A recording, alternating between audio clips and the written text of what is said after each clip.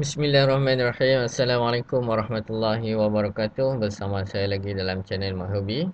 Okey, seperti mana biasa, My Hobby mengucapkan ribuan terima kasih dan selamat maju jaya kepada semua penonton semua yang telah sebanyak subscribe channel My Hobby. Dan yang keduanya, My Hobby mendoakan kepada semua yang telah memiliki teknik keabadian momentum dengan ucapan selamat maju jaya bersama teknik keabadian momentum. Okey, yang selalu bagi feedback setelah 2 hari 3 hari guna TKM dan dia pun dah boleh buat profit. My Hobby mengucapkan selamat juga dan tahniah. Okey, hari ini kita nak bercerita berkenaan dengan CCI Hari ini 13 Februari 2022. Okey, kita nak cerita berkenaan CCI. Okey, apa yang digambarkan di sini sekarang ni adalah setting CCI Okey, setting CCI. Yang pertama sekali kita perlu tengok ketika price bergerak adalah kawasan yang di bulat, dalam bulat kuning ni Okey, saya letak bulat kuning di sudut atas sini. Angka kecil di dalam ini dia sentiasa bergerak ketika price bergerak. Okey, macam sekarang ni kita boleh nampak dia punya dalam ni dia ada 147 147.455 4655. Okey, di mana price ini berada sekarang 147 ni kita tengok di sinilah ya. Okey, di sini ya. Price sekarang ni dia naik dan dia turun semula di bucu yang sebelah sini tempat mouse ada ni. Okey, di sini adalah nilainya 147 Sebab apa 147? Sinilah ya tempat bacaan dia. Okey, dia sentiasa berubah-ubah. Sini 144. Okey, price berada di atas sedikit sahaja dari line 144. Okey, berarti nilai dia di sini adalah 147. Okey, ketika bila kita nak entry, kita akan entry ketika nilai di dalam bulat kuning ini mencapai 175 sehingga 233. Itu adalah standard untuk kita entry sell. Okey, tempat entry pastikan CCI 175 sehingga 233 atau negatif 175 sehingga negatif 233 di sebelah bawah yang hijau ni. Okey, yang hijau ni negatif 175 sampai negatif 233 untuk kita buy, dan nilai oversold dia adalah negatif 320 320 last sekali last station price sampai tapi jarang sampai. Okey, macam ni dia ada juga sampai satu tapi dia jarang sampai. Kekerapan price hanya 175 sampai 233. Okey, sekitar itu sahaja paling tinggi kekerapan dia. Yang kekerapan ketinggian price ataupun rendahnya price hanya sekadar 175 sampai 233 atau negatif 175 sampai negatif 233. Itu adalah kekerapan price. So kita ambil tempat kita nak entry ni adalah berdasarkan kekerapan price boleh capai. Okay? Sebab itu setiap kali price bergerak dan kita nak entry, kita tengok di CCI ni lah, di ujung CCI ni, di sudut ini. Ketika dalam bulat kuning ini sampai 175, maka kita boleh entry sell, dan ketika price naik lagi sampai 233, kita boleh layer sell. Begitu juga di sebelah bawah, ketika price turun dan CCI juga turun, ketika CCI di sini negatif 175 ataupun sekitar sampai negatif 233, maka kita boleh entry buy. Okey, kita akan entry buy di sini dan price akan naik semula. Okey, zone sell 175 hingga 233, overbought 320. Okey, di sini paling tinggi sekali adalah 320. 320 ni price akan sampai, kadang-kadang dia lebih sampai 350, tapi jarang berlaku. Dalam satu bulan mungkin 2 kali atau 3 kali sahaja. 3 kali itu pun rasa dah banyak. Okey. Kalau dalam harian, dalam tempoh 24 jam, mungkin dia akan sampai sekali ataupun 3 hari sekali atau seminggu sekali. Dia akan sampai 320. Tapi jarang berlaku. Kekerapan adalah 175 hingga 233. Sebab tu bila nak entry, kita tunggu. Di mana-mana TF sama. Dia punya keadaan pergerakan CCI dengan di mana-mana TF, kedudukan dia adalah sama. Jika kita trade di M1, maka kita tunggu CCI M1 itu 175 hingga 233 atau negatif 175 hingga negatif 233 untuk kita sell dan untuk kita buy. Begitu juga di M15. Jika kita trade menggunakan TF M15, kita tunggu CCI M15 mencecah angka yang sama, iaitu 175 sehingga 233 untuk kita sell, ataupun kita tunggu sampai negatif 175 sehingga negatif 233 untuk kita buy. Perbezaan setiap TF adalah masa sahaja. Okey, contoh kita ambil di M5, di M1. Okey, contoh di M1 ni, kalau kita trade CCI, ketika CCI macam sekarang, macam dalam contoh ni, okey, kalau macam sekarang dia high di sini melebihi paras 233 di M1, kita pun masuklah sell di sini. Dalam masa beberapa minit, iaitu maksimum price untuk M5 untuk M1 adalah 18 candle ataupun 18 minit untuk maksimum satu perjalanan dari atas sampai ke bawah ataupun dari bawah sampai ke atas, maksimum 18 hingga 24 candle ataupun 24 minit. Itu adalah maksimum dia. Kadang-kala maksimum CCI ni dia berlaku sekitar 10 candle ataupun 10 minit di M1, ataupun ketika price sangat aktif mungkin 5 candle dia sudah sampai ke bawah. Jadi jumlah candle maksimum adalah 18 hingga 24. Itu standard perlahan, kira perjalanan yang standard dengan perlahan. Bilangan candle adalah 18 hingga 24.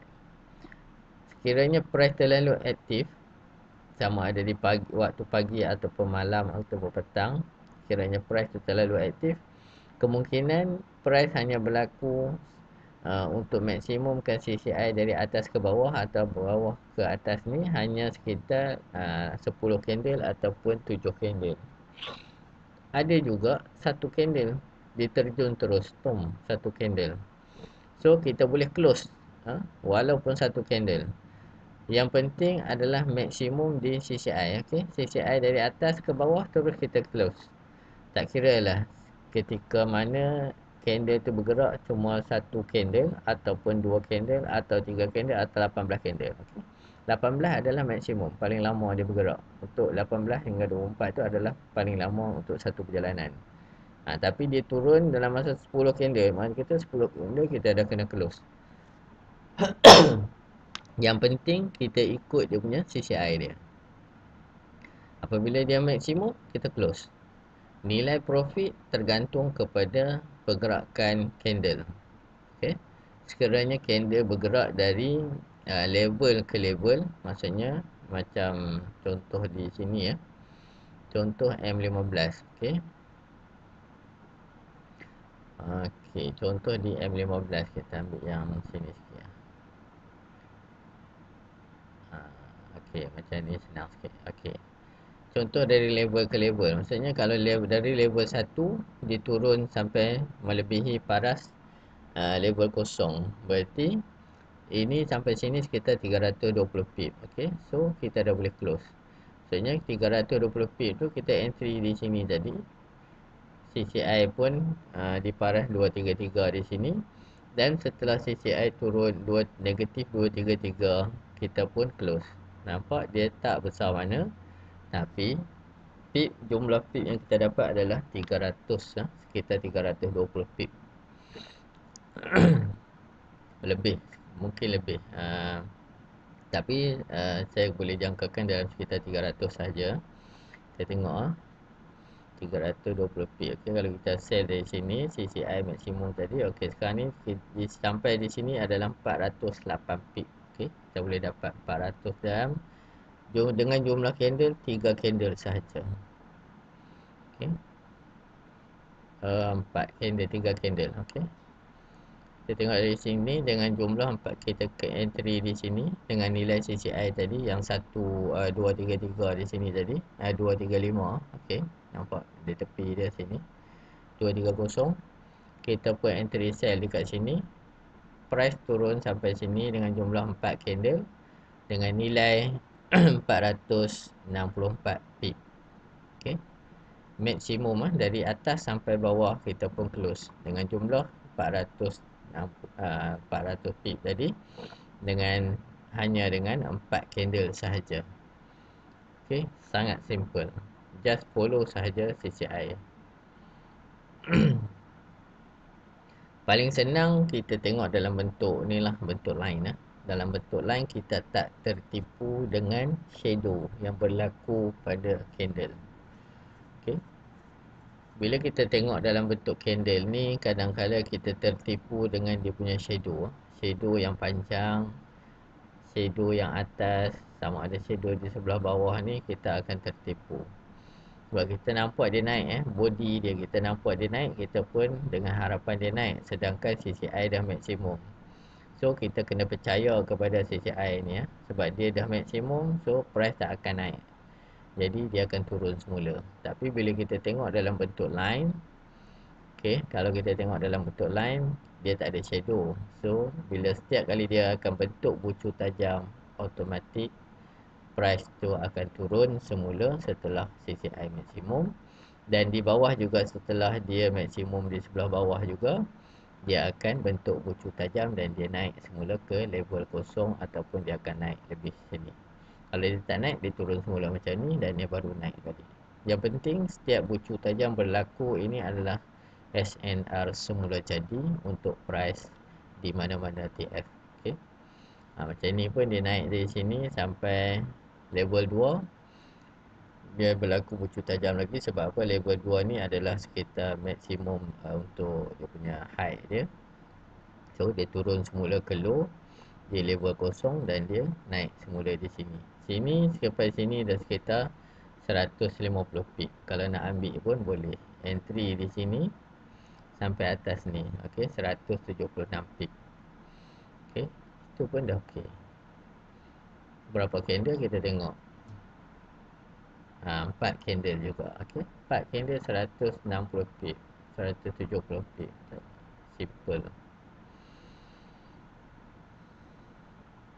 Balik semula kepada CCI kita tadi. Okey, zone sell di kawasan merah ni 175 hingga 233 dan overbought dia adalah 320. Manakala untuk kita buy pula di kawasan negatif 175 hingga negatif 233 dan nilai untuk oversold dia adalah negatif 320. Okey, 320 di sini Okey, yang penting kita tengok tempat bacaan CCI. Ketika price bergerak, kita tengok di tempat bacaan CCI. Kalau dia sudah tepat dengan tempat untuk kita entry, maka kita boleh entry. Okey, yang warna ni pula, okey, warna ungu Okey, yang ni adalah kawasan sideway. Kawasan sideway ini adalah 144 sampai sampai negatif 144. Okey, kawasan ini tidak dibenarkan entry. Okey, sebab apa kita tak benarkan entry? Sebab ini kita namakan dia sebagai zone sideway ataupun zone banyak menipu kawasan ni. Kalau kita entry kawasan ni, kita mungkin terkena floating yang panjang ataupun yang lama, ataupun kita akan mengalami kerugian yang lebih besar jika dibandingkan entry di kawasan merah dan hijau. Okey, kawasan ni saya namakan dia sebagai zone sideway lah. Zone sideway ni hanya kita ready sell dan ready buy. Ready sell ketika price mencecah 144, dan kita ready buy ketika price turun ke negatif 144. Okey, hanya standby sahaja, bukan entry ya. Kita standby di mana? Kita standby tu kita tengok di dalam bulat kuning ni. Sampai saja 175 barulah kita entry buy, kita entry sell. Sampai negatif 175 kita entry buy. Okey, sekali lagi price berada di kawasan zone sideway ini, kita perlu perhatikan sahaja. Tak perlu masuk. Kalau dah expert boleh masuk, tapi risiko je tetap besar. Risiko sangat tinggi kita entry di kawasan 144 sehingga negatif 144, ataupun dalam zon ini, sama ada zon sama ada CCI berada di bacaan kosong ke 50 ke 60 ke 150 pun masih berisiko. Risiko masih besar lagi. Sebab tu saya letak 175. 160, 150 boleh entry. Risiko dia tetap ada, tapi tak sebesar macam di kawasan bawah 144. Tapi yang paling kurang risiko adalah di kawasan 175 sehingga 233. Lalu kita tengok pula di keadaan price sebenar. Okey, zone yang kosong ni, yang tak ada line ni, ini adalah zone sideway untuk price. Zone sideway untuk price, dan yang kosong di CCI ini adalah sideway untuk CCI. Okey, kita tengok semula di M15 tadi, kita kecilkan balik. Okey, macam di sini. Kita tengok di sini. Price di sini macam sini, dia bermula dari negatif 199. Okey, negatif 199. CCI sudah berada di negatif 199, sedangkan price masih berada di level sell 1. Kenapa dia masih berada di level sell 1? Sebab dia punya signal ini masih mengembang. Okey, signal warna kuning dan warna biru ini masih mengembang. Jadi price kemungkinan tidak akan turun.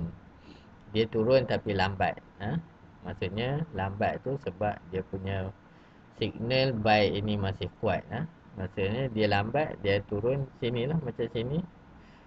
Sampai sini baru dia turun. Sebab tu saya kata dia lambat. Sebab dia masih mengembang. Bila dia mengembang, berarti price itu masih kuat dalam perjalanan buy. Sebab apa perjalanan buy? Sebab semua candle ini berada di atas line MA. Okey, bermula dari mana ni? Okey, jauh perjalanan dia dari sini. Okey, start dari sini, dia punya signal ni bersilang. Line kuning bersilang dengan line biru, dan price semua berada di atas line kosong. Okey, yang ni line kuning dengan aqua ni warna nilai dia kosong. Okey, price semua berada di atas zone ataupun di atas line kosong. Berarti dia dalam perjalanan buy yang kuat. So kita boleh entry buy terus menerus. Okey, contoh kalau kita dapat entry buy dari awal di sini ketika dia mula bersilang, so kita pun entry lah buy di situ. Kita ambil yang sebelumnya ni, dia ada negatif berapa sini. Okey, kita ambil di sini paling akar dia. Di sini adalah 200, negatif 296. Okey, hampir kepada 320. Bukan, sorry. Okey, negatif 373. Okey, jarang berlaku tapi ada. sekali dia turun sampai sini 32 37 negatif 373. Okey, terus kita masuk buy di sini dan kita pun boleh hold selagi mana CCI tidak mencapai 175 kita boleh hold. Macam ni dia sampai sini 242. Okey, kita boleh close di sini dengan nilai berapa pip kita boleh dapat, sekitar 800 lebih ya. Okey, sorry, 1719 pip. Okey, kita boleh dapat 1727 pip. Okey, dari sini sampai sini dalam tempoh berapa jam? Dalam tempoh sekitar 8 jam.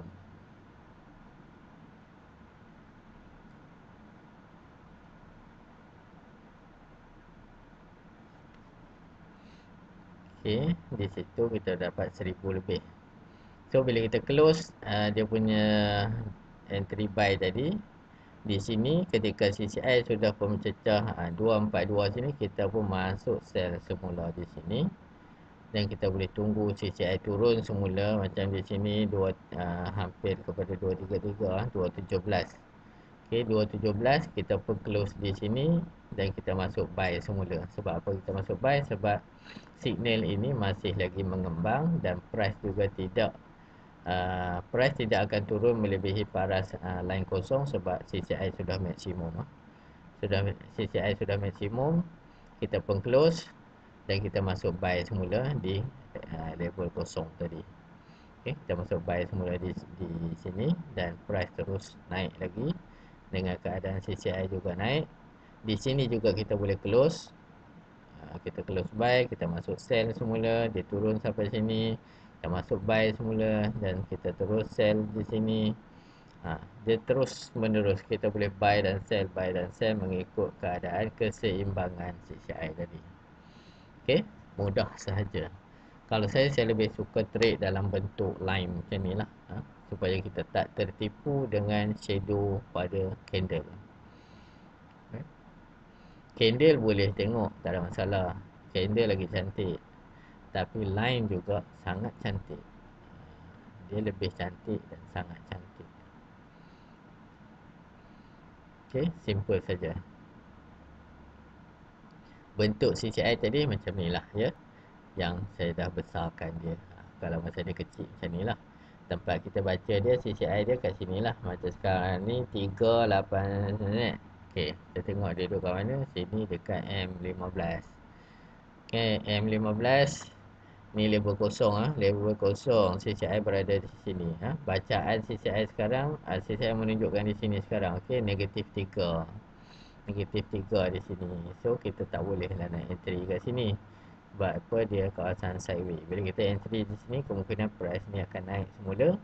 Kalau kita entry buy, kemungkinan price ni turun. Sebab dia dah high di sini 269. Okey, dia dah pernah high di sini Di sini dia CCI dah high. Sekarang ni CCI turun walaupun candle naik, tapi dia floating tak banyak floating dalam sekitar 100 sekitar 120 okey, sorry, ini dekat M15. Okey, dia floating sekitar 479 kiranya kita entry di sini di high sini. High di sini kita entry sell. Level sell 1 ni kita sell di sini, tiba-tiba price naik. Tapi jangan risau sebab price ini naik, kita floating sikit saja. Okey, floating sikit saja. Price tak akan naik lebih jauh berbanding kita entry di kawasan ini Kalau kita entry sell di kawasan ini, dia naik memang jauh lah.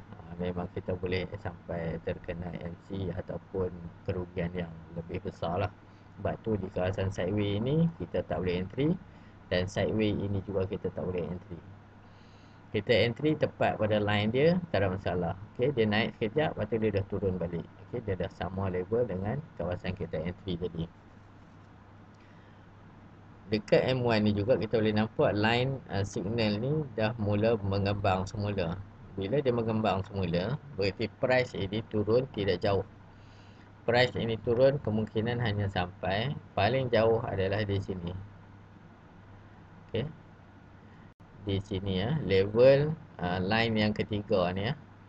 Okey, paling jauh price akan turun sampai di sini untuk dia valid signal ni ya. Bila price turun sampai di level line kuning ni, berarti dia punya CCI juga sudah maksimum untuk 175 hingga 233, dan ada kemungkinan juga CCI boleh cecah sampai 320. Maka ketika price dah sampai level sini, kita pun boleh entry buy semula. Okey, setelah CCI juga mencecah negatif 175 hingga negatif 233 tadi, maka kita boleh entry buy semula. Okey, itu adalah untuk anggaran minggu hadapan, iaitu besok start besok. Price ni akan terus turun sampai ke level inilah. Okey, yang pertama kemungkinan kita tengok dekat sini dulu level ni bucu tajam ni. Okey, yang pertama price akan sampai sini dulu, kemudian dia akan terus perjalanan sampai ke bawah sini. Jika dia ke bawah sini, kita tengok di H1 apa yang berlaku di H1. Okey, H1 kita boleh nampak sini dia punya level dia bukan di situ. Untuk H1 dia, level sell 1 dia di sini. Okey, ni line merah ni sambung dekat sini. Okey, berarti untuk H1 price ni dia akan turun sampai sini dulu, yang pertama. Dan yang keduanya dia akan turun sampai di sini sideways H1. Berarti H1 ni dia tak akan break di situ. H1 dia akan break di sini. Okey, sekarang barulah seimbang. Okey, H1 dia turun sampai 1853 yang pertama. Bila dia tembus 1853, dia akan turun sampai 1836. Sebab apa 1836? Sebab dia punya signal ini masih lagi mengembang, so dia tak boleh turun lebih lah. Sebab lagi pun di sini pun dia masih dalam perjalanan menaik, so dia akan turun paling rendah sampai 1836, dan CCI juga sampai negatif 175 hingga 233 sekitar sini, dan price akan naik semula lah. Untuk confirmation kita tengok juga di H4. H4 kita boleh nampak dia punya CCI dia 270. Berarti H4 juga dah tak boleh naik. Sudah memberi confirmation bahawa H4 juga akan turun, dan H4 juga akan turun kemungkinan sampai di sini. Kalau kita follow H4, H4 dia di sini. Okey, kita tengok mana yang paling tally, H1 atau H4. Okey, di sini ada satu bucu tajam tadi, sini H4. Berarti H1 juga mungkin dia akan turun hanya sampai di sini saja, sekiranya H1 itu terikut dengan H4. Okey, H4 ni dia pernah break di sini, banyak bucu berlaku di sini. Dia pernah break di sini dan dia turun, dan dia naik semula sekarang melebihi paras dia pernah break. Berarti H4 ini ada kemungkinan dia turun hanya sampai di sini saja, iaitu 1841, untuk kekuatan dia terus naik semula. Berarti H1 juga kemungkinan dia akan ikut H4, iaitu dia akan break di sekitar 1841 dan dia naik semula. Kita tengok pula di M15, apakah dia valid sama? Okey, berarti dia sama sekarang. Berarti dia turun sampai level kosong. M15 dia akan turun sampai level kosong dan dia naik semula. Okey, berarti dia dah tally. Tadi kita letak di atas sini dia tak tally dengan TF lain.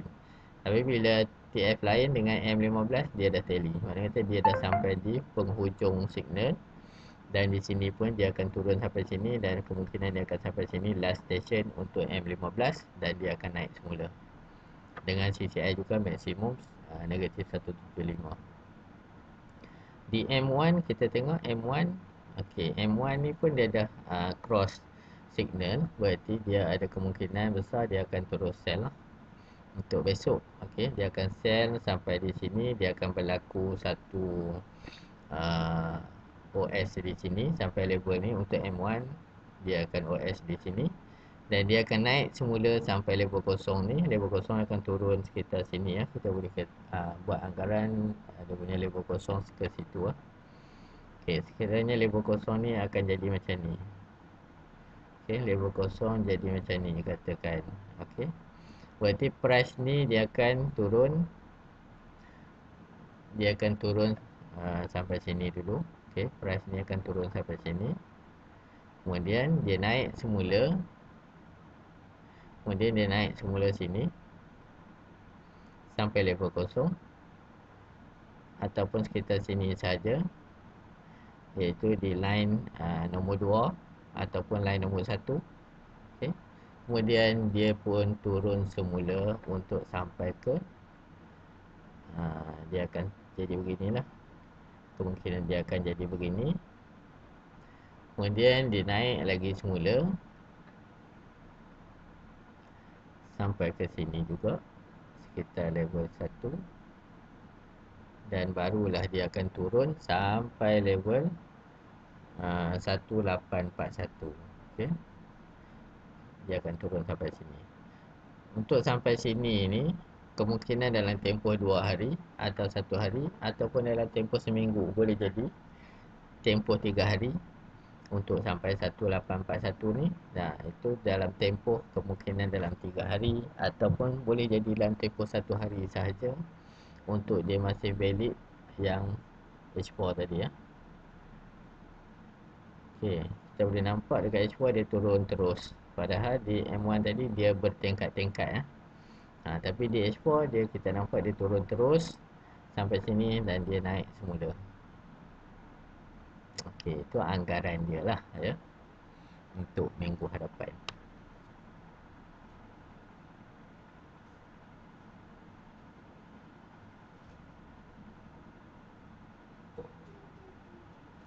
Okey, sampai sini saja dulu. Sekian, wabillahi taufiq wal hidayah. Wassalamualaikum warahmatullahi wabarakatuh. Selamat maju jaya bersama teknik keabadian momentum.